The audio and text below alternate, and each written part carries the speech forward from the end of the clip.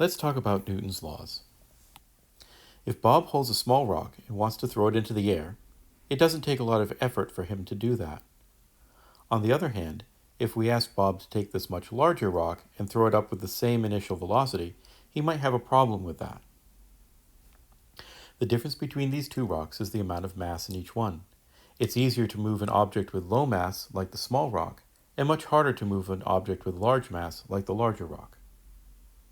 In this class, our understanding of mass and its relationship to motion is developed by Isaac Newton, who in 1686 wrote the Principia Mathematica, in which he laid out 3 laws of motion. We've seen Newton's first law before in the first equation of kinematics.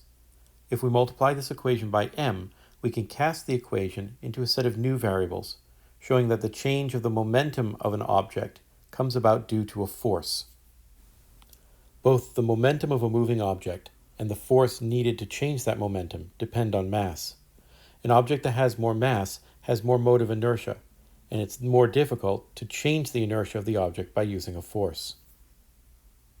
Newton's second law is usually stated as force equals mass times acceleration. But the acceleration experienced by an object comes from all of the forces that act on an object. If an object has an acceleration here to the right, then that means that the sum of all of the forces acting on that object must sum up to give us an acceleration pointing to the right. You sum up all of the vector forces, and that gives us mass times the acceleration of the object. Newton's second law is a bit of a two-way street. If we know something about the forces, then we know the acceleration, and vice versa. Newton's third law is the law of reactions. If Bob is standing on the floor, then he experiences a force, his weight, pulling him down onto the floor.